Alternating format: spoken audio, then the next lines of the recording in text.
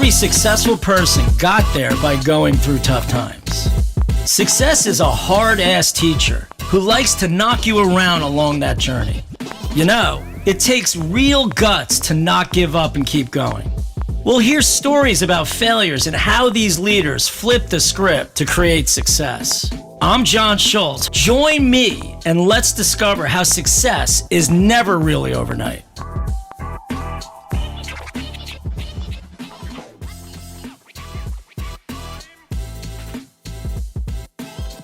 Welcome to the John Schultz podcast. I'm very excited about our guest today because this person who I know and am very friendly with, a fellow YPO member, is in real estate, which is really my core business and what I do most of the time. And we have Pam Liebman joining us. She is President, CEO of Corcoran Group, which she's held since 2000.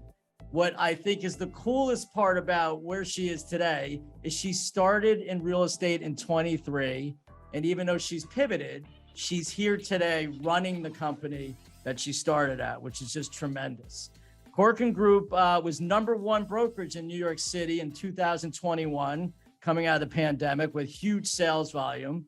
And her strategic vision helped Corcoran achieve over 23 billion, not 2.3 billion, 23 billion in sales annually, which is off the chart. So welcome, Pam. Thanks for coming. I appreciate it. My pleasure. Thanks for having me, John. This is going to be fun. So the myth to overnight success, you are a true version of that. You know, you're in real estate, you stayed in it, you kept in your lane, obviously for some reason, which we're going to learn about why you started there. But when you grew up in Staten Island, I have lots of friends in Staten Island. Actually, my partner's from Staten Island. What did young Pam have dreams of? Like, what was your dream job? What were you thinking as a younger person? Great question.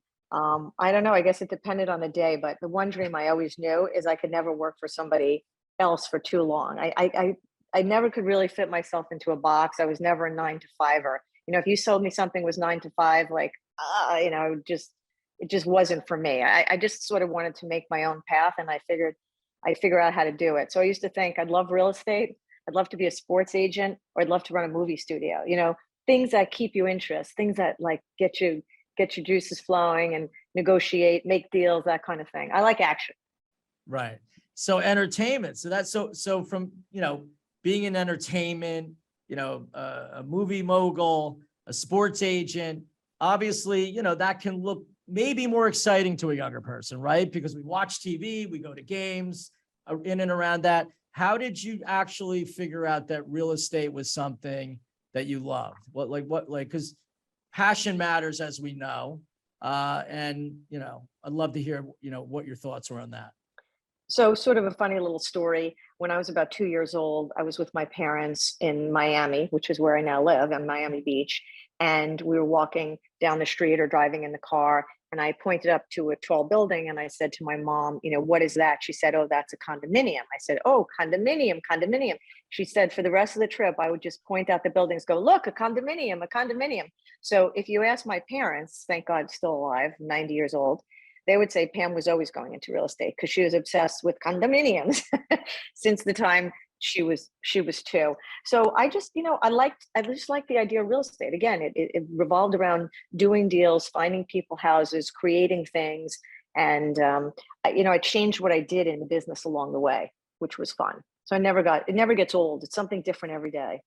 So your character traits are you want to help, be around people, I guess, be creative, right? Which, you know, try to figure out how to serve people's needs. So, you know, it's funny. When I was young and I went to Miami, I would always tell my parents, is it your Miami or Miami? Right. So like you're like condominium. I couldn't get over like whether I was in your Miami or Miami, but those are the fun little stories that we have when we're young. So, okay. So you started 23, you didn't go the entertainment route. You started at Corcoran, right? So how did that come about? Did you interview? You know, what made you decide that? Obviously, it was a much smaller company then. Did you want to be around a smaller company? Like, what were some of the character traits you wanted in a job? Right. So it's sort of interesting. Through a friend of my dad's, I was introduced to Barbara Corcoran. And back then it was pre her, fame of Shark Tank, et cetera. So people would always say the Corcoran Group, they can never spell it. I mean, it was a very different time for us. But anyway, I go in to interview with her, and there were only 30 people in the company at the time. Now we're thousands, but we can get to that. And we had a really fun interview, but she said to me, Pam, you just don't seem like the type that's going to stick around very long, which is something we laugh at today because I've been there longer than she ever was. So that's sort of Wow. crazy. That's how That long is I've been crazy. there. And it's unusual because young people today tend to really jump around. So finding somebody who's been at their same job for over 30 years or the same company is unusual. But I think what was great for me is where I started and then what my journey was really fun. It changed all the time. And where I am today and where the company is today, it has really nothing to do with where we started, except the fact that that's what really helped establish the culture and the integrity. And, that gave us the building blocks to expand and, continuing to create Corcoran. Right. So, okay, you've made it all the way to the top. I mean, it's a great story. You had your first couple deals you worked on. Tell me the ups and downs of what it is to be in real estate, right? It's commission oriented. What got you through the rejection part of being in real estate and being in sales and knowing that you don't want to sit at a desk and just do a job? Obviously it comes with a lot of other things that you have to deal with. And how were you able to go through that, and bust through the feeling of rejection most of the time? Interesting that you asked that, because I have to coach a lot of my managers on this idea of rejection, because in real estate, as in any kind of job, there's all sorts of rejection. So the most obvious is you're in sales, you work hard, you don't get the deal. Someone tells you they don't want to work with you. You've worked with someone for a year and you find out they bought from somebody else Yeah. down the street. In my managers' roles, they, hire agents, they cultivate them, they help them grow their business. And all of a sudden one day they say, thanks a lot, I'm going to go work across the street. So I try and say, you have to do your best, right? And you have to carry yourself with, with dignity, with integrity. And you have to be able to put your head on that pillow at night and say, I did everything I could. I did everything I could, and it either worked out or it didn't work out. But don't do anything where you feel like you're going to end up beating yourself up. And if you did make a mistake, own up to it. For me, I own up to it. I think about it. I say, okay, this is what I should have done. This is what I learned from it. And now I'm never going to think about it again. And I'm just going to put it to bed. And with other things, I just say, it's not personal. It's, don't take these things personal. Sometimes my managers will get so upset if an agent leaves or a broker, if a customer buys from somebody else. And you have to just realize, sometimes there's so many other things that are involved. It's not a personal attack on you. And if you're going to be in a tough business like this and you start taking things really personally, it's never going to work. It's a business. You're operating a business. I mean, same as you. I'm sure you chase deals that don't happen at the end of the day. Well, I think in life, like if you really grasp the concept of what's meant to be will be, because I do believe you can pursue, but if you push or you create too much resistance in your personality, people sense that, and you're almost doing it to yourself, right? They want to feel that you're there to help them, guide them, be part of what their journey is, and buying, which is probably one of the most important things people buy, is their home, right? I mean, it's personal. That's where they're going to live. They have their family. So I think it has to be a process where they feel you're a partner. And if you're only pushing all the time, I know you and you run away, you run out the room, right? Exactly. So, And I just want to add to that for 1 second. Sometimes I'll coach one of my agents trying to get a deal done. And I said, you can't want this deal more than the buyer and the seller do, or more than the buyer that's do. good. And that's when they start to feel, you make people start to feel uncomfortable. And then sometimes if someone hasn't done a deal in a long time, and that air of desperation, it just reeks. And it just doesn't work. People want to feel like you are their advocate, you're their partner, you're there to work for them and get it done. And I have to laugh sometimes at some of what's going on because of all the TV shows with the real estate brokers and everything. And I say to them, guys, sometimes you forget we're the help, right? We're here you're not the one buying the $50 million apartment. You're the one helping to execute the transaction. So stop getting so carried away with yourself. This whole real estate as celebrity, it doesn't necessarily work with me. Well, it's the whole myth of overnight success. It's a long game. And, obviously as your company grew, I'm sure there's resources to keep people in the game long enough. If you see the talent, right, you got to keep that person in the game long enough where they can succeed, right? And that's what your job has been for a long time. Can you remember your first real estate deal? Like, can you remember what you went through, or is it too long ago? It's probably long ago, but I can remember a couple of ones that really stand out in my mind. And there was this one deal where I was trying to help this guy in the old days of Soho. You really couldn't buy in Soho without having an AIR, artist in residence certificate. And that sort of changed over the years, and now it's really morphed, but they were very strict back then. This was a Harvard Business School graduate, but he happened to be a fine artist as well. And I worked with him for months to actually help him put his portfolio together to go and get the degree.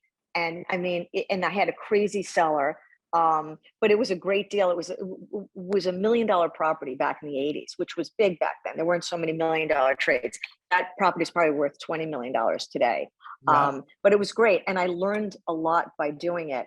And then, that was good because I learned things. But then sometimes you'll chase a deal that's really not going to happen. And then you spin your wheels. But I've had some, really good deals. I've had some bad deals. And, I didn't actually work as a broker all that long, because my very first year, I was the top broker in my region. And then Barbara asked me to go into management. And I said, I don't really want to give up doing deals because I like that. And I think it really helps me learn and become better for the future. And I said, why don't I bring in a partner as a manager? We'll co-manage so we could still sell. And then eventually she had a baby and left the business. So I had to just full on go into management. But when I was younger, for my overnight success, I wanted to learn about new development. I thought that was a fascinating part of the business. So I was working 7 days a week. Maybe I would take off on a Monday, but I was working on site. Like, I was a sponge to learn, because the business is big and there's just various parts of real estate that you go into. And I wanted to know it all and then figure out, where my best niche was. Yeah. And let's talk about that a little more. First of all, having the character traits of a hunter, right? Going after sales, business development, and creating those opportunities is a huge difference than actually managing operations and sort of people and the processes. And I know for me, like, I'm not saying, I'm not good at that part of it, but it's harder for me because I actually like the creativity part of business. How did you manage to do that? And forget it, you might be able to manage it with 1 or 2 offices, but to actually be in charge of thousands of people, what did you have to do as a person to learn? Did you have to get a mentor? Like, how did you get through that part of really changing what you were innately on why you did it in the first place? So I think I understand the question there, but I would just sort of say that I didn't operate out of a sense of fear, and I wasn't afraid of trying things, and Barbara wasn't afraid of letting people maybe make mistakes. Now, fortunately, we all make mistakes. I didn't really have any big mistakes there that, would have cost me my ride, my career, my path. But I wasn't afraid to do things that other people weren't doing. I was so young. I was 23 years old, 22, 23 when I started, that I didn't really know what the rules were. So when someone would say to me, oh, no, you're not supposed to do that, I would say, why not? Like, oh, because that's just the way it is. We don't do that. I go, but why? Like, I would always ask the questions. And I said, well, that doesn't make any sense. I'm just going to do it. Like, we should just do it. Something as silly as when I started in the business, if you worked in the downtown office and you had a client that wanted to go to the Upper East Side, you would have to refer that client to an agent on the Upper East Side. Can you imagine now putting agents in a box and saying you can't sell all over Manhattan? But that was one of those silly things of why. And then, I noticed that we didn't have health insurance for the agents in the company. I said, well, why don't we have health insurance? I know people in the health insurance business. And I just turned around and figured out a way to get independent contractors health insurance. And that was great. That lasted for a long time until they cut us off. And then we had to start over again. But when I asked that simple question, why don't we have health insurance for the agents? They say, well, they don't write health insurance for independent contractors. So I said, I don't really want to take no for an answer. I was never good, John. I don't think you are either at taking no for an answer. So I sort of made that part of the management fun. I never sat behind my desk, just, check the boxes and do this. It's always sort of, what can we do differently? But the greatest success I had was learning how to trust the right people. And probably if I look back in my business and that you would say, like, what's one of the big mistakes you made? So I'm a very loyal person. And our people tend to stay with us for really long periods of time. But sometimes you have someone and you become very close with them. Everyone talks about their company as a family. We really mean it. Like, we really do operate like that. And people who are with us will talk about it like that. So sometimes you get too close to someone who maybe wasn't in the right role anymore. But because of the sense of loyalty, maybe I made the mistake of keeping them around too long. And that's something that I really try and encourage people now to do, is like, look at your team, constantly reevaluate, and make sure you have the right people protecting you and, protecting the company really, and making sure the company will continue to grow. When we were acquired by the public company, Sendan, they also owned Avis, and Avis was the number 2 car company behind Hertz. And at that time we were number 2. And I said, we're definitely going to be number 1, but we will always think like we're number 2.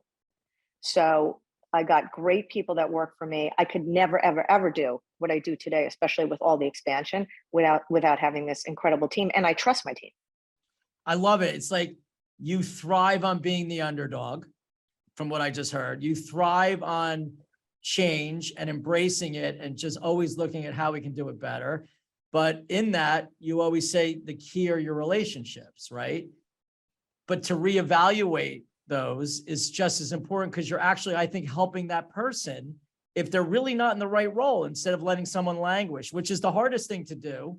I think the greatest thing that ever happened to me in business was my mentors telling me what I needed to not do, not what I was good at, right? And it helped me sort of hone my skills. So, okay, so here you are, you're obviously learning how to manage, you're creating this new, I guess, part of the company, which I think you feel is one of your biggest accomplishments, which is, instead of just leasing apartments, you went into like development projects, right? And took on the role of whether it's sales or leasing. But tell us how that formed and how that was a change in what was going on at the time and why that mattered for your company. Right.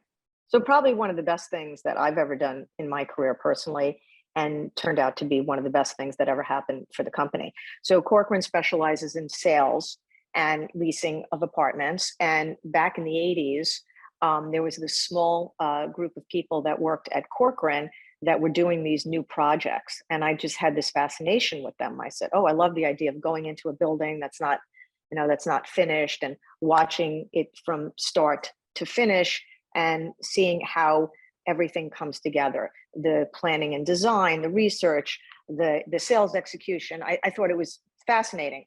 So I said before that I was working 7 days a week. So I asked if I could go work on site as a salesperson at one of these projects.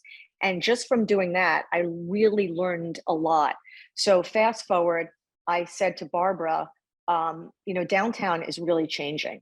Back then there were no doorman loft buildings downtown. Tribeca was not the Tribeca you know of today. The West Village was not what you know of today. So I just said, I think that there's a real future that's going to happen in development here. I want to start this business for Corcoran, because the little business she had in the 80s folded, and she had lost a lot of money in it because she put up money for the developers. And when they went under, we lost the company's money. So she said, no way I'm going that route again, Pam. So I said, you know what? I so believe in it. I don't need to get paid for doing this. I would just want to be your 50-50 partner in the business, and we'll just share in the profits of the business. And we're never going to lose money, because we are never giving developers money again. It's all their money. It's our people. It's our brain power. So she said, okay. And I started Corcoran Group Marketing, which became extremely successful at advising the developers on everything that, goes into what you would think of in a sales and execution strategy, from looking at the building with them sometimes before they bought it to staying there to sell the last unit. And that grew and grew and grew. And then eventually I spearheaded the purchase of the Sunshine Group, which was the top company that did that in probably in the United States, and we created Corcoran Sunshine, which is by far the preeminent new development marketing firm in the country.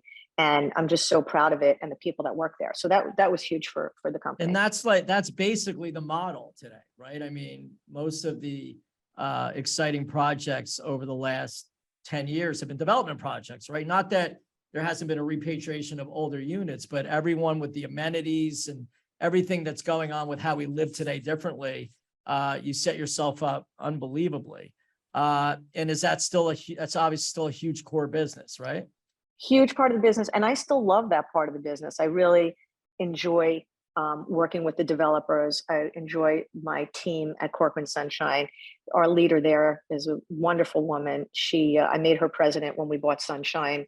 And I kept the person who was my president, and she got a very senior role, but I picked who I thought was better. And they have still worked together now for 20 years or however long it's been. So, I got lucky there with some of the people that came along, but I think we as a company had the foresight to see that this was going to be the future. But it takes that synergy, which is why your statement, you repeat all the time, is about your key to success is your relationships. That's internally too. That's at your own company. That just doesn't mean people that you do business outside, which I think is so important. So, all right, it keeps going. Obviously, we're here where we are today. When did you start to feel now this New York centric business, right? Because if you look at like from all these other firms that were growing, Compass and, the whole new technology age of real estate, what made you feel you needed to now bust out and go into other markets outside what you were really known for? That's a big move, honestly. Yeah. So we, years ago, as company owned, so we call it company owned versus our affiliate business. So company owned, it was a natural for us to go to the Hamptons in Florida because we called it the luxury triangle at the time, or just saying Miami, Palm Beach, they're like suburbs of New York City. So that was easy. That was sort of a no-brainer. But people would ask me over time, do you want to go to California? Do you want to go here or there? There's nuances in every market, and real estate is inherently local. So some firms, they think just because they're in New York, they can go wherever they want and just dominate because New York is best and we know best and all that. And it's so not true, because if you're going into Charleston, South Carolina, or Nashville, Tennessee, I'm not so smart that I know the nuances of that business. But I start thinking the world is getting smaller.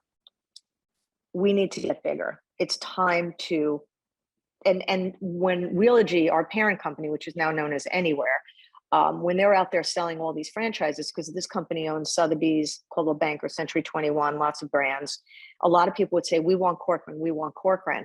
And I would always say, no, I don't want a franchise because I lose control of that business. And I worked my whole life to grow this name. And I don't want anyone to just now be in control of the name. It's very scary. So I said, I'll tell you what, I think the time is right, but I want my team, myself and my team to run the business. And they said, okay, you got it. And then we hired a team of franchise people, but my head of marketing and affiliate relationships, this was part of my original team. And we just did it our way. And we said, like I said, the world is getting smaller. People are buying all over the world, all over the country, and we need to be in these markets. And it was the single greatest launch in the history of franchise for the real estate business. So it's not an easy business, but I've met amazing people, and over, I think 60% of our franchisees have already made acquisitions and are growing. So this is a part of the business that is going to be big for us in the future. How many do you have now? How many franchisees?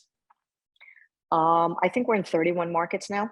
That's amazing. Something like Listen, that. that's not easy. And what, like the common thread for you, and I think because when you were so young, you weren't afraid to keep trying and doing and knowing that failure was really the reason why you were successful, right? Because like you said, well, why can't we do this? But I'm sure every time you tried that, it didn't happen how you thought, and you maybe had to adjust it and pivot around it, right? Some probably worked right away.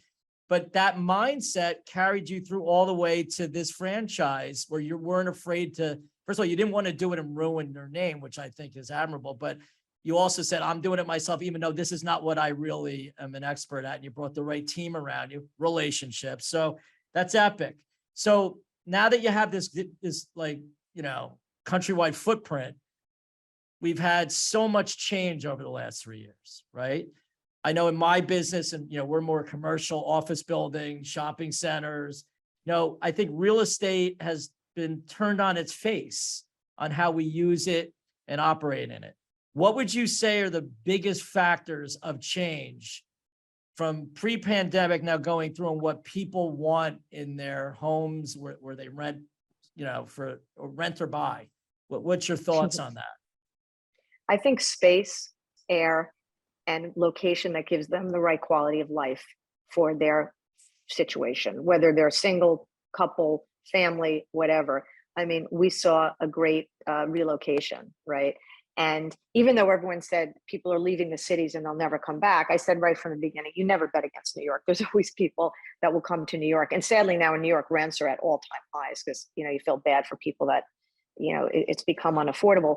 But I mean, the work from home has been the biggest change, right? Myself, I moved to Miami and I can run my business from Miami. Without the pandemic, I would never have known that. The amount of people we helped move into larger spaces so they could have a terrace. I think outdoor space became key when you're trapped in your house. And then you realize, I can't do this ever again. Like, I need a space where I can get some air. And then all the people that really did move full time to the warmer climates, or to Aspen, or to Montana, which was one of the biggest growing states. I think people realized that whether they were in Chicago or New York or Miami or San Francisco or wherever it was, that maybe that was not the only place for them to live. So you just saw a lot of people just change their lifestyle. But without this ability to work remotely, this never could happen the way it did. So do you think people are saying, okay, I need more room, right? Because I may be there 3 or 4 days or 3 days, but I know that if I want to work from home, I need a better real place to do that. What about amenities? Like, do amenities matter more? You never really know until you lease as many apartments as you do everywhere to really know what is the key to a residential complex. What amenities matter today, actually? So outdoor space is a great amenity to have. And then building wide amenities. I mean, people really like to be in an environment where they have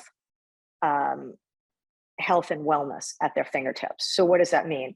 I don't mean having a massage room per se, but you have a fantastic gym. You might have a swimming pool. We have a building in New York City. We have indoor tennis courts at Waterline Square, a soccer field, a park, a place to walk your dog, a restaurant. There's tons of amenities, but people if you happen to live in a smaller apartment, the idea that you could get out of your apartment and go into a highly amenitized space where you have the option, maybe even just to sit down, have a coffee and work outside, or work in a big common area, definitely have a gym. You saw, Jonathan, when we talked about before, the proliferance of condominiums now. In the old days, everybody wanted to live in a co-op, which was so hard to get into these co-op buildings on Fifth Avenue or Park Avenue. And now this younger generation of buyers, they're not looking for their parents' Park Avenue apartment. They're looking for a highly amenitized building where they have everything at their fingertips. Everything's brand new, higher ceilings, bigger closets, larger bathrooms. I mean, we see people really wanting the big bathrooms and a great kitchen. People used to say in New York, nobody cares about the kitchen. Well, if you're home for a year, and you're cooking, they care about the kitchen. And also having just a little bit of extra space. So many people had, 2 or 3 or 4 people working from home, and they were on top of each other. And they just realized, like, maybe this isn't the way I want to live my life. I just want to have more space. And you saw many of those people, if they couldn't afford it in New York, these are the people that maybe got up and moved to Naples or moved to Miami or Palm Beach or Delray or Austin or Nashville, and of course the whole tax thing, doesn't hurt either. So we saw the exodus to these low tax states. But on a personal level, I don't know what you saw in your own life change. I mean, you're in New York City, you're also in New Jersey. Yeah, by the beach, I right? feel like where you lived mattered more because you had to spend more time there. So all the things that you probably didn't focus on because you were, not focused on it, you would make changes. I mean, the amount of changes and renovations that were going on also at residential properties was off the wall. All the things you never really wanted to fix because it didn't matter as much now mattered, right? So the pandemic definitely just like other things that happened that were shocking, that like there's always going to be remnants of what will stay, but I don't think everything will. I think we all want to get back to what normal is, and I think we will start to do that. Interesting, I read yesterday, with Adam Newman, WeWork now doing Flow, which, listen, the guy, whether the company, whatever it did or not, he pushed the office building owners to look at office buildings in a different way. I mean, Google, Facebook all did that as well, right? On how they amenitize their office spaces. But it's going to be interesting to see now what gets pushed on your area, right? Because what you're saying is already happening, but he's going to do things that are sort of things no one would ever do, and it's sort of going to push the envelope, which may be a good thing. So we'll see. Things how no that one would goes. ever do, like get somebody to give them billions of dollars and just blow it up, that kind of thing. Well, listen, Andreessen just went in and made a big investment, so we're going to see what happens. Okay, so listen, your career's stellar. Everyone knows your company. Everyone I talked about your company only can rave about it. And I read some interesting news the other day. Like now you're going into another uncomfortable comfort zone, which is Netflix series. So you got to tell everybody what this is. I mean, listen, it's almost like now you're getting back to where you didn't go into entertainment, and now you're sort of, you're getting a little piece of that too, right? Not condominium, but Netflix. So tell me about that. It sounds so exciting. I think I'd rather run Netflix than be in the show, but it wasn't my goal to be an on-air personality. It wasn't my thing. But so I've been asked before in the past, and it wasn't really my thing. And it's a lot of work to do these kind of shows. But because I knew we were doing this expansion, and I think it was important to, pump up Corcoran and get our name further out there, I agreed that I would read for this show. And then I ended up getting the show. I got the part. Then they wanted me to sign on for a lot of years. And now I'm like, oh, that's maybe too many years. So last summer I went out to Albuquerque for, I think, like 9 days. And I met these three, they called us the tycoons. So I met my three other tycoons, and they were awesome. And we have become really, good friends, and just have created this bond. But it's a show. It's sort of like they're calling it Shark Tank for real estate. So people from all around the country come to us and ask us to buy their house or invest with them in their properties.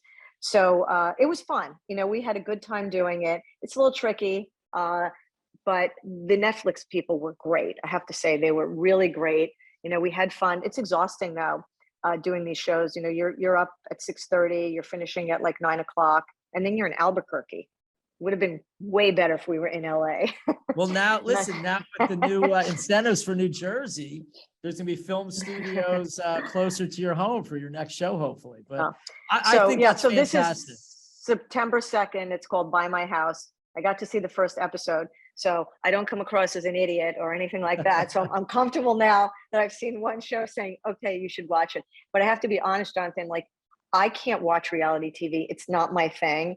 I find it painful. I actually think I like Shark Tank but most real estate shows, just because I live it every day, I can't. So we'll see if people find this interesting. If it works, I'm thrilled. It's great for the company. If it doesn't work, I still have my day job. I still have my day job anyway, and so now it doesn't matter. Finally got a little of the entertainment thing that you didn't do when you were young. I believe these shows are tremendous for brand. I know you look at them, you're like, how could that be happening? But people watch them. I mean, these are the most watched series on television, from Housewives of New Jersey. I mean, to all these real estate shows. They have huge audiences, and I think you're, even though probably you didn't maybe wanted to do it, not do it, I think it's great for your company. And there you go again, pioneering into what you need to do for the Corcoran Group. So September 2nd, everyone has to watch this. I'm going to watch it. I'm going to get my whole family. and get around the TV. I want to thank you so much for doing this. This is, you know, I think it's a great thing where people can get other people's perspectives on how to maybe do one little thing different that changes their life. So I really appreciate your time. You were awesome, like always, and thank you. Jonathan, anything for you. Thank you. YPO, we didn't really talk about it much, but that was one of the great things that I did in my career, to meet wonderful people like you. And sorry for being dressed so casual today, but the other great thing I did in my career is I learned how to play golf. And I spent so much time with client golf, which is where I'm off to now. And I advise any women in the business, any kind of business where you're trying to meet people and do that, tennis, golf, these are great ways, but golf in particular. I say it's the best 4-hour meeting you could possibly get. All right. Enjoy and we're gonna it. play soon. All right. Absolutely. Thank you very much for having me. I appreciate it. Thanks. Bye, John. Bye-bye.